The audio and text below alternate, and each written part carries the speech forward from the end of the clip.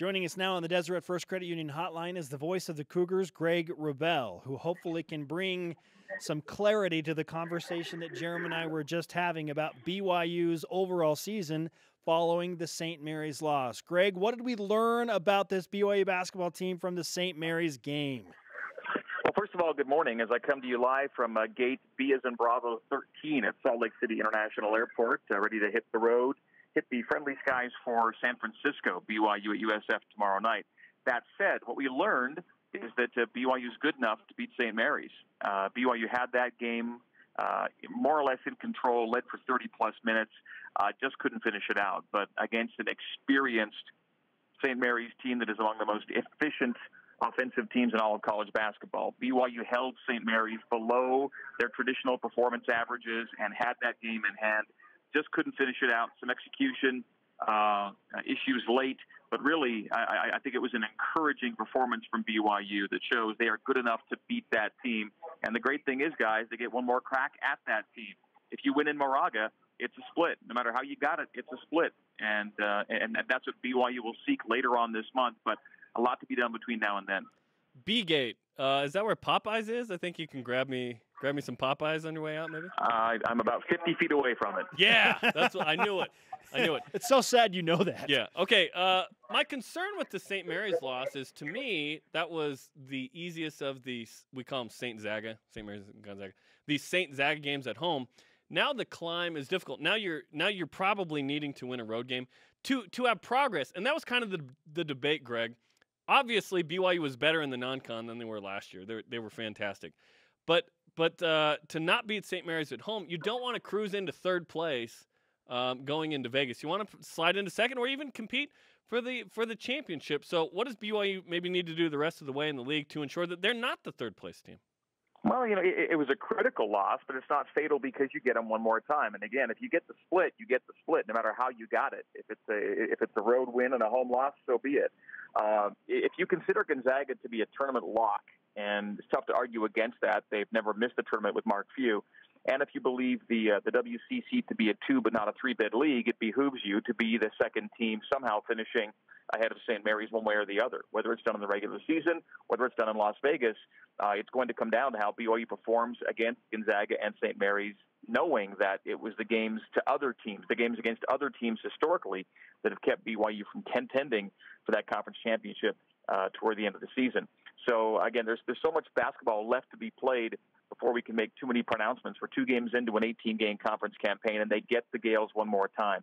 They've played St. Mary's just once of the 4 regular season times they'll see them. Maybe once of only the 5 or 6 times they'll see them overall once we get to March. So much basketball left to be played. And, again, I think you take the encouraging signs of how BYU played, look to tidy some things up so you have a better chance of finishing when you play them down at their place.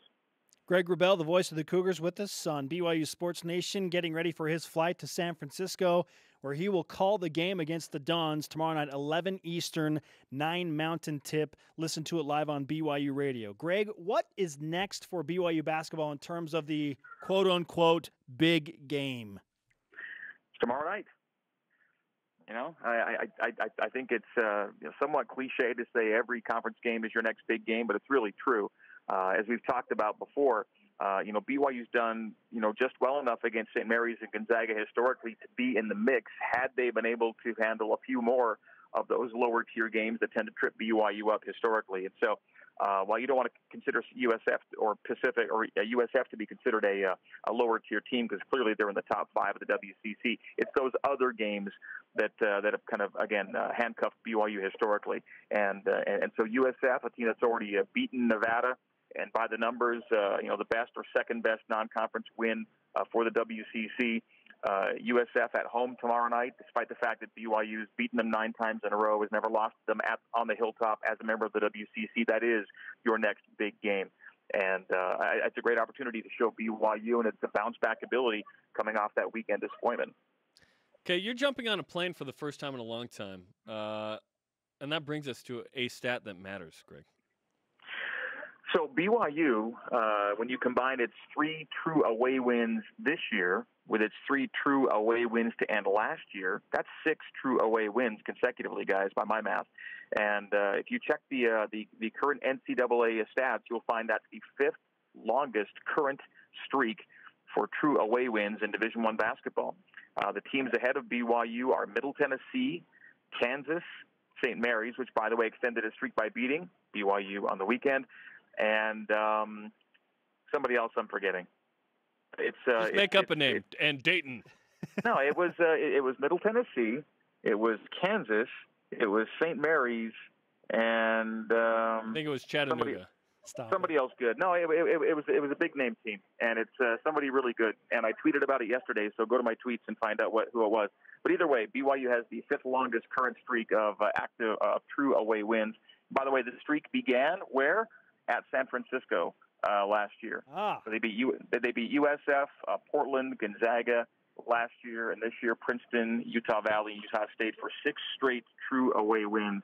And so that's the endeavor tomorrow night is to make it 7. Okay, so on the drive for 7 straight true road wins, San Francisco stays in the way at this point. What would you say to all BYU fans if you were giving them a crash course, very quick summary on what San Francisco basketball is and the style of play they bring? Well, the style of play is very intense defensively and not so much frenetic offensively, but very three-point dependent and not terribly efficient. They don't shoot a great number from 3, but they shoot so many threes that they tend to make up some ground that way. And so, again, their offensive efficiency numbers are not very good. The defensive efficiency numbers are very, very good. And they're three-point dependent on offense and love to take away the 3 on offense. And they're disruptive. Teams don't usually get their assist average against San Francisco. So they're a great defensive rebounding team. You don't get a lot of second-chance looks against USF. And they play a ton of guys. Coach Kyle Smith has really varied his starting lineups this year from game to game, has played a ton of guys as a result. And 8 of his players have played against BYU, scored against BYU before, whereas only 3 Cougars have played and scored against San Francisco. So he's got more guys who've been in this situation against BYU than BYU has the other way around. That's a quick look at USF. Sule Boom is their leading scorer as a true freshman. And so while it's a very veteran USF team, it's this youngster Boom that's had a huge impact on the Dons so far. And again, they've been up and down, hit and miss, but the win over Nevada shows you just how good USF can be. Boom, and by the way, guys, I'm still really bugged by the fact that I can't remember that last team. I'm going to look right now. I couldn't tell. Boom goes to Dynamite for sure tomorrow. By the way, San Francisco beat Nevada, or Nevada, depending on where you're from, who's number 31 in KenPom. That was a good win. Right. But at the time they were number 29, which was at the time the best non-conference win for the WCC. Since then, the Creighton win by Gonzaga's slightly slipped ahead of it, so it's like the second best non-conference win. But either way, the Nevada win shows you just how good this USF team is. And hopefully Spencer is scrolling through my tweets from yesterday to find out who that 4th team was, because it's really bugging me. Yeah, he is, and there's a lot of tweets, Greg. It's hard to Well, you know, I do tweet a lot, and it's a blessing and a curse. But so it was Middle Tennessee, it was Kansas, it was St. Mary's, and it was one other team. Wichita State. BYU. Thank you, sir. You're welcome. Okay, we buried the lead here a few years ago, and I don't know if this problem has continued at San Francisco. But in the middle of your post game, they would be putting up the bleachers, slamming them away. Chairs, putting them away. Yeah, exactly. Is this still an issue on the Hilltop? Well, I think because we play Thursday, and do they host the game Saturday? If they're on the road Saturday, it's going to be a problem. If they're home Saturday, then they'll likely keep the seats up. But if they're traveling, like if they hit the road again, then they're likely to be slamming those seats, and that has been the lodestone around my neck. It's been that's it. It's they're on the road. Not a fun situation. They're on the road, so you're in trouble. Yeah, and we've actually made the request at times that they actually stop doing it just so we could hear Dave Rose, without interruption. And sometimes they lay off, and sometimes they just keep going. But it's quite the deal. These guys had a good game. Can't wait for that. It sounds like cannon blasts every 5 seconds. Yeah. McKay Cannon is the one behind them. Yeah, they they slam down these seats, these rows of seats. And these are 10 or 20 rows of seats, and they just slam them down as they fold these seats back in. And it's anyone who's heard our post games at USF, as Jerem is referring to, knows what we deal with there. So yeah, now I'm already worried about it.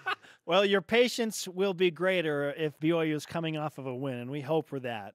Greg, we know you got to get on your flight, but not before we need the latest edition of A Cool Thing About Canada. So it actually has to do with President Monson. So he was named an apostle in 1963.